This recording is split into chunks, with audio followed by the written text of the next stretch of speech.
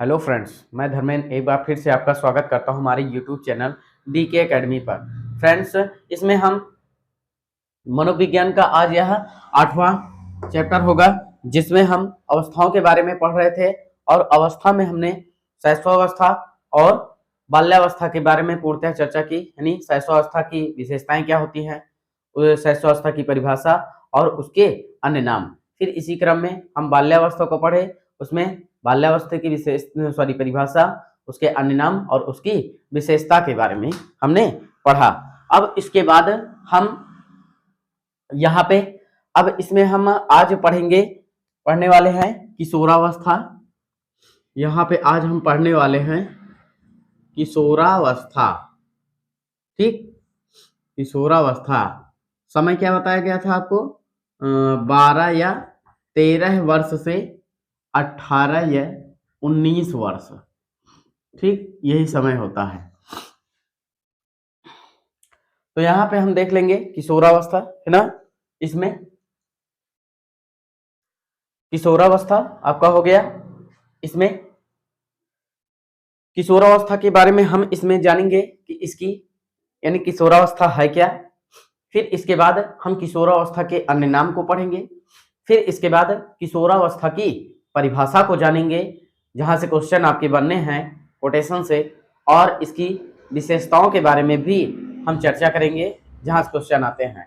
अब ध्यान दीजिएगा, इससे पहले हम जो शैशवावस्था के बारे में आपको बताए थे, तो इसमें कई बच्चे ये भी मन में प्रश्न उठ रहेंगे कि 1 माह बाद शैशवावस्था में 1 माह के बाद बच्चे का कैसा विकास होता है ना, 2 महीने 18 महीने। तो ये आप भले ही आप इसको पढ़ लीजिए लेकिन प्रश्न आपके यहाँ से नहीं आने हैं। प्रश्न आपके जहां से आने हैं हमने उसमें पहले से ही चर्चा कर दी है। अब आपके किशोरावस्था के बारे में जो भी जहां से प्रश्न बनने की संभावना होगी, वहां पर उस टॉपिक को हम जरूर कवर करेंगे।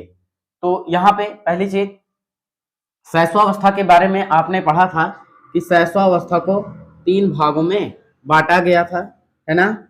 नंबर 1 पूर्व किशोरावस्था। पूर्व किशोरावस्था जिसका समय क्या था? 12 से 15 वर्ष। ठीक, 12 से 15 वर्ष। और दूसरा हमारा था मध्य किशोरावस्था। मध्य किशोरावस्था, ठीक, जिसमें समय क्या था आपका? 16 वर्ष। और यहाँ पे थर्ड हमारा था उत्तर किशोरावस्था।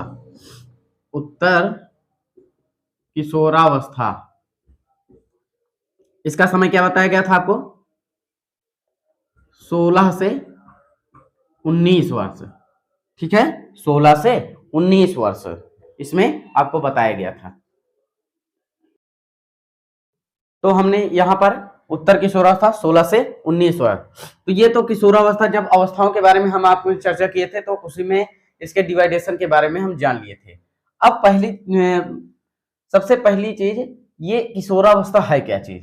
तो यहाँ पे हम पॉइंट टू पॉइंट लिखेंगे या फिर ऐसा ही लिखेंगे, किशोरावस्था किशोरावस्था अंग्रेजी भाषा के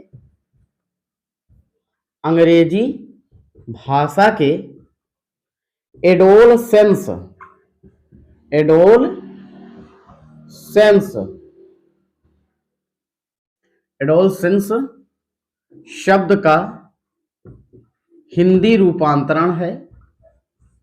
हिंदी रूपांतरण है,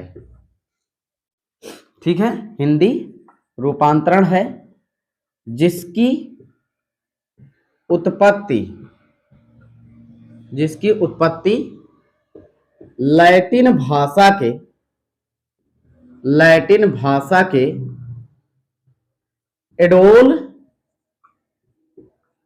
एडोलसियर से हुई है।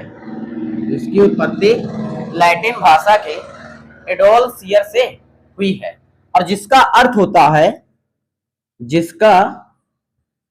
अर्थ है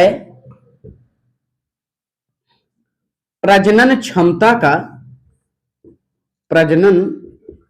क्षमता का विकास करना, जिसका अर्थ होता है प्रजनन क्षमता का विकास करना। तो ये क्या हमारा, फिर से देख लीजिए, किशोरावस्था जो है अंग्रेजी भाषा के एडोलसेंस शब्द का हिंदी रूपांतरण है और जिसकी उत्पत्ति लैटिन भाषा के एडोलसियर से हुई है। और इसका अर्थ होता क्या है, एडोलसियर का अर्थ होता है कि प्रजनन क्षमता का विकास करना है, या फिर इसी को हम कह सकते हैं, परिपक्वता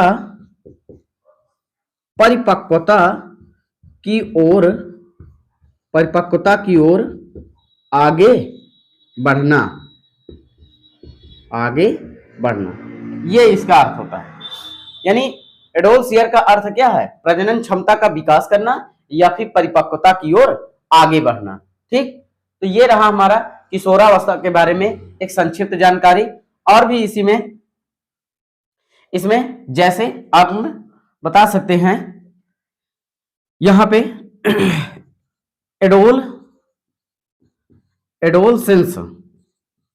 एडोलसेंस एक पुस्तक भी है जिसकी रचना, यानी इस पुस्तक की रचना किसने की, स्टैनले हाल ने की। ठीक है, स्टैनले हाल ने की।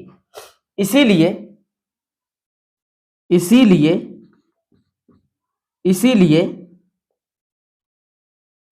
किशोर मनोविज्ञान का जनक, किशोर मनोविज्ञान का जनक स्टैनले हाल को कहा जाता है। स्टैनले हाल को कहा जाता है। ठीक, तो इसीलिए किशोर मनोविज्ञान का जनक स्टैनले, अर्थात इन्होंने एडोलसेंस नामक एक पुस्तक ही लिख दी थी, यानी स्टैनले हाल ने, इसीलिए किशोर मनोविज्ञान का जनक स्टैनले हाल को कहा जाता है। ठीक, तो इसको आप स्क्रीनशॉट ले लीजिए, ये बहुत ही मोस्ट इंपॉर्टेंट होगा आपका अवस्था में, मोस्ट इंपॉर्टेंट आपका होगा। यहां पर इसको ध्यान दीजिएगा, यह एक पुस्तक है, एडोलसेंस एक पुस्तक है और इसके रचनाकार यानी इसके जो प्रतिपादक हैं वह आपके स्टैनले हाल हैं और इसीलिए किशोर मनोविज्ञान का जनक स्टैनले हाल को कहा जाता है। आप इसका स्क्रीनशॉट ले लीजिए, उसके बाद हम इसे और किन नामों से जानते हैं, फिर उसके बाद इसकी परिभाषा कौन कौन सी है, फिर इसके बाद यानी कोटेशन टाइप होगा और इसी में इसकी विशेषताएं क्या क्या हैं हम आपको बताने वाले हैं। ठीक है, स्क्रीनशॉट ले लीजिए आप। चलिए, उम्मीद है इसका आप स्क्रीनशॉट ले लिए होंगे। अब हम इसको इरेज कर दे रहे हैं। ठीक है, इसको हम इरेज कर दे रहे हैं, यहां पर इसको हम इरेज कर दे रहे हैं। अब यहाँ पे हम किशोरावस्था के बारे में चर्चाएं कर रहे थे। ठीक है, ऐसे में किशोरावस्था की जो समयावधि है आप विशेषकर ध्यान रखिएगा, यहाँ पर 13 से 19 वर्ष माना गया है। ठीक है, 13 से 19 वर्ष। अब इसमें हम किशोरावस्था को किन किन नामों से जानते हैं।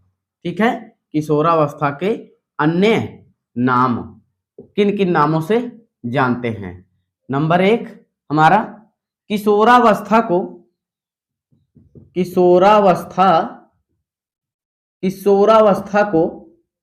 बाल्यावस्था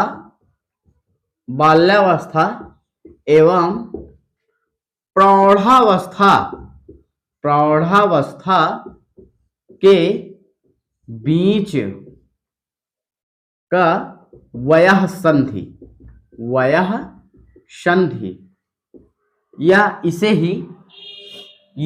ही परिवर्तन काल यानी किशोरावस्था को बाल्यावस्था एवं प्रौढ़ावस्था के बीच की संधि वयः संधि या फिर इसे ही परिवर्तन काल और या फिर इसे ही संक्रमण काल कहा जाता है, कहा जाता है। ठीक, और इसको कहने वाले कौन थे? कुल्हन ये कहने वाले थे। किशोरावस्था को बाल्यावस्था एवं प्रौढ़ावस्था के बीच का वह संधि या फिर इसे ही परिवर्तन काल कहा जाता है या फिर इसे ही संक्रमण काल कहा जाता है। और इसको कहने वाले कौन थे? कुल्हन। यानी जैसे कभी कभी नाम में अगर पूछेगा कि इसे कहने वाले कौन है, यही इनकी कुल्हन की यही परिभाषा ही है। यानी किशोरावस्था की जो परिभाषा कुल्हन ने दी थी, यही परिभाषा ही है उनकी। ठीक, नेक्स्ट हमारा अगला, इसे अर्थात किशोरावस्था को क्लीन एज कहा जाता है। ठीक है, क्लीन एज कहा जाता है। ठीक, किशोरावस्था को, क्योंकि इसमें किशोर जो होता है ना, अपने चेहरे, बॉडी, इन सभी को बहुत ही सुंदर तरीके से यानी स्वच्छ तरीके से रखने का प्रयास कहा जाता है और सुंदर तरीके से रखता है, इसीलिए इसे ब्यूटी एज भी कहते हैं, ब्यूटी एज कहा जाता है। ठीक है, कहने का मतलब किशोरावस्था को ब्यूटी एज है, यानी इसमें किशोर जो होता है वो बहुत ही सुंदर लगने लगता है, चाहे किशोर हो चाहे किशोरी, है ना। यानी बालक बालिका दोनों जब किशोरावस्था में पहुंचते हैं तो वह उसमें क्या होता है, बहुत ही सुंदर लगने लगते हैं, इसीलिए इसे ब्यूटी एज के नाम से भी जानते हैं। आगे इसे अर्थात किसे? किशोरावस्था को इसे जीवन का बसंत काल कहा जाता है, बसंत काल कहा जाता है, इसे जीवन का बसंत काल कहा जाता है। ठीक है, इसे जीवन का बसंत काल कहा जाता है। आगे इसे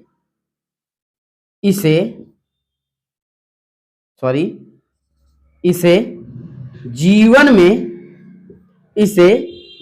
में पहचान की अवस्था कहा जाता है, पहचान की अवस्था कहा जाता है। ठीक, इसे जीवन में पहचान की अवस्था कहा जाता है। आगे इसे अर्थात किशोरावस्था को इसे जीवन का कठिन काल कहा जाता है, इसे जीवन का कठिन काल कहा जाता है। ठीक है, इसे जीवन का कठिन काल कहा जाता है। और भी इसे किन नाम से जानते हैं? इसे जीवन का स्वर्णिम काल किशोरावस्था।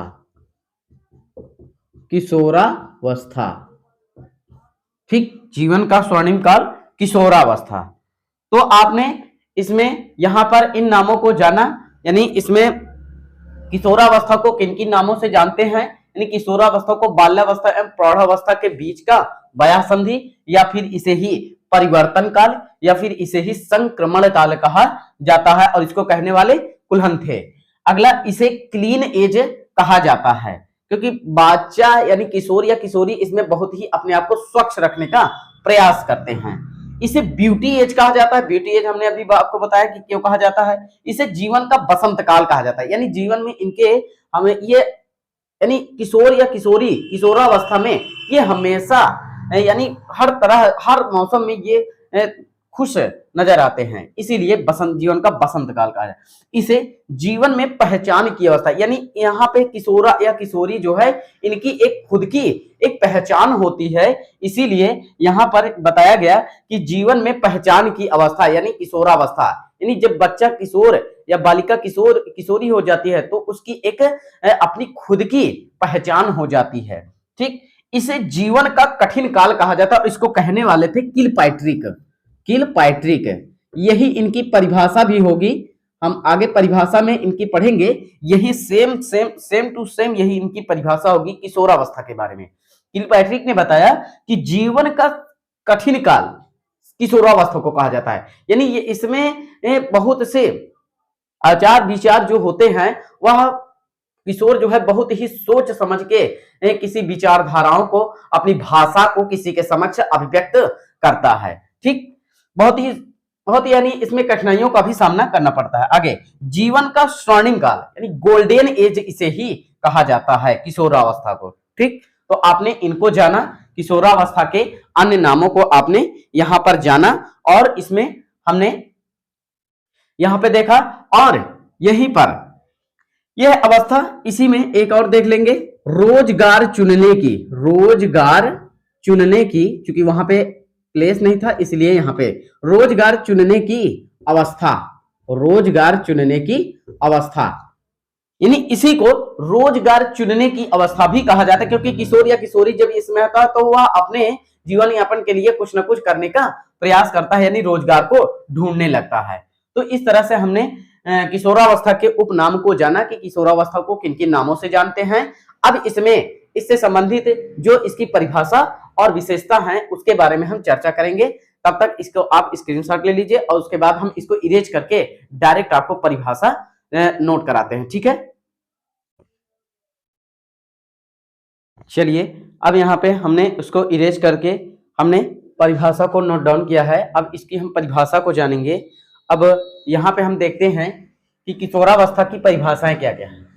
Stanley heart very very most important आपकी डेफिनेशंस ऑफ एडोलसेंस की होगी, यानी उन्होंने बताया, स्टैनले हार्ट ने बताया है कि किशोरावस्था बड़े ही संघर्ष, तूफान एवं तनाव की अवस्था है। यानी स्टैनले हार्ट ने बताया कि किशोरावस्था बड़े ही संघर्ष, तनाव एवं तूफान की अवस्था है, किशोरावस्था की परिभाषा। वैलेंटाइन ने बताया कि किशोरावस्था अपराध प्रवृत्ति का सबसे नाजुक समय होता है। कहने का मतलब किशोर इसमें जो होता है वह अधिक से अधिक मतलब बहुत ही जल्दी जोश में आकर के वह अपराध की प्रवृत्ति की ओर आगे बढ़ता रहता है ना। थोड़ी बातों के लिए वह कोई ना कोई अपराध कर ही देता है। ठीक, क्योंकि इसमें जोश होता है इस समय। आगे, किलपैट्रिक है जीवन का सबसे कठिन काल, इसको अभी हमने उपनाम में जाना कि किशोरावस्था को और किस नाम से जानते हैं। तो हमने यानी किलपैट्रिक महोदय ने बताया था कि जीवन का सबसे कठिन काल इसे कहा जाता है। ये परिभाषा भी है इनकी। आगे, क्रो ने बताया कि किशोर या किशोरी जो होते हैं वह वर्तमान की शक्ति और तथा भविष्य की आशा को व्यक्त करता है। अर्थात यानी जो किशोरावस्था का समय होता है उसमें किशोर या किशोरी जो होते हैं वे वर्तमान की शक्ति यानी power of present time and भविष्य की आशा है ना, तो उसको क्या करता है, व्यक्त करता है। जी.एस. ने बताया है कि किशोरावस्था शैशवावस्था का पुनरावृत्ति का काल है। इसे इसलिए कहा गया, यानी किशोरावस्था शैशवावस्था का पुनरावृत्ति काल क्यों कहा गया, क्योंकि यहां पर शैशवावस्था की जो कुछ विशेषताएं होती हैं या जो कुछ कार्य होते हैं शैशवावस्था में शिशु के, उस समय यहां पर भी किशोरावस्था में भी किशोर या किशोरी में ऐसे कार्यों को देखा जाता है। इसीलिए कहा जाता है कि किशोरावस्था जो है वह शैशवावस्था का पुनरावृत्ति काल है। अब हम इसको एक उदाहरण देकर समझा सकते हैं। जैसे आपको मान लीजिए कोई हंसता है बहुत तेज से रावण की तरह, तो कहता है वह देखो जैसे रावण हंस रहा है ना, तो क्या उसको कह देने से क्या वो रावण हो जाता है? नहीं, उसके कार्य यानी उसके जो विशेषताएं, उसके जो कार्य होते हैं वो उस व्यक्ति के अंदर यानी जो व्यक्तिवाचक संज्ञा होती है वह उसके अंदर विशेषण के रूप में आ जाता है। इसीलिए कहा जाता है कि जैसे मान लीजिए कह दिया जाए कि he is a Ravan, he is a Ravan, he is a Ravan, तो क्या उसको कह देने से वो रावण हो गया? नहीं, उसके अंदर रावण जैसी ही प्रवृत्तियां या फिर कार्य रीतियां उसके अंदर पाई जाती हैं, इसीलिए उसको ऐसा कहा गया। तो यहां पर भी हमारे कहने का मतलब अब आप समझ गए होंगे इस टॉपिक को कि किशोरावस्था शैशवावस्था का पुनरावृत्ति काल क्यों कहा जाता है ना, क्योंकि आपने जाना कि यहाँ पर कुछ विशेषताओं को यहाँ पर इसका किशोरावस्था में वर्णन होगा, इसीलिए शायद इसको कहा जाता है। ठीक, नेक्स्ट, जर्शील ने बताया कि किशोरावस्था वह अवस्था है जिसमें कोई विचारशील व्यक्ति परिपक्वता की ओर आगे बढ़ना शुरू कर देता है। यानी जर्सील ने बताया कि किशोरावस्था वह समय है जिसमें कोई विचारशील व्यक्ति परिपक्वता की ओर बढ़ना शुरू कर देता है। ठीक, तो इस तरह से हमारी ये परिभाषाएं रही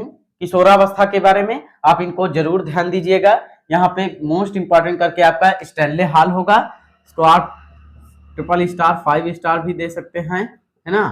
तो यहाँ पर स्टैनले हॉल आपके मस्ट होंगे।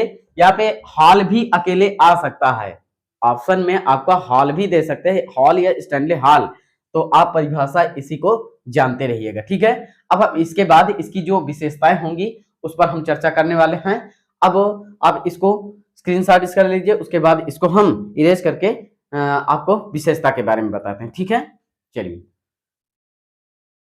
चलिए इसमें हम अब आप इससे पहले जो हमने परिभाषाओं को बताया था उसमें आप उसको आप नोट डाउन कर लिए होंगे। अब इसमें हम किशोरावस्था की जो विशेषताएं हैं उसके बारे में चर्चा करेंगे। ठीक है, किशोरावस्था की कौन कौन विशेषताएं होती हैं, जिसमें नंबर 1 है अहम की भावना। यानी किशोरावस्था में बालक यानी किशोर या किशोरी जो होते हैं वे बहुत ही उनके अंदर हम की भावना होती है। ठीक है, अगला आस्तिक और नास्तिक विचारधारा। यानी इसमें कुछ किशोर या कुछ किशोरियां ऐसे होंगे जिसमें कुछ आस्तिक होंगे अर्थात ईश्वर के प्रति ना पूजा वगैरह, लेकिन कुछ नास्तिक भी होते हैं जो इनको मानते नहीं है। अगला विपरीत लिंग के प्रति आकर्षण या प्रतिकर्षण, विपरीत लिंगों के प्रति। अब वहां पे बाल्यावस्था में हमने पढ़ा था कि जो समलिंगों के प्रति प्रेम होता है, यानी समलिंगों का मतलब लड़का लड़के से प्रेम करता है, लड़की लड़की से प्रेम करती है, स्नेह का भाव होता है। लेकिन यहाँ पे क्या होगा, विपरीत लिंग के प्रति आकर्षण। यहाँ पर लड़का यानी जब बालक जो है किशोर या किशोरी हो जाता है तो किशोर यानी लड़का जो है लड़की से प्रेम करता है ना, प्रेम की भावना रखता है, और लड़की जो है लड़के से प्रेम की भावना रखता है। अगला रोजगार चुनने की समस्या। हमने आपको इससे पहले उपनाम में भी बताया था कि रोजगार चुनने की अवस्था क्या है, किशोरावस्था, इसीलिए इसमें रोजगार चुनने की समस्या भी होती है। आगे वीर पूजा है ना, अपने जो जिनको वो अपना बहुत ही प्रतिनिधित्व मानते हैं, है ना, या फिर अपना आदर्श मानते हैं, वे उनकी पूजा करते हैं। ठीक है, स्वतंत्रता व विद्रोह की भावना।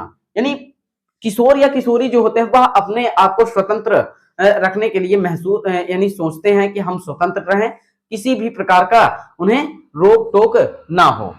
आगे देश प्रेम की भावना, वे अपने देश के प्रति भी प्रेम की भावना रखते हैं। ठीक, नेक्स्ट इसमें आत्म प्रेम की सर्वाधिक भावना और सबसे ज्यादा आत्म प्रेम की भावना, यानी वो अपना यानी उन्हें कोई किसी अन्य के द्वारा या दूसरों के द्वारा अधिकतर उन्हें प्रेम की भावना से देखें। शारीरिक परिवर्तन तीव्र गति से, यानी शारीरिक परिवर्तन जो होता है वह बहुत ही तीव्र गति से होता है, कि शैशवावस्था से भी ज्यादा तीव्र गति से होता है।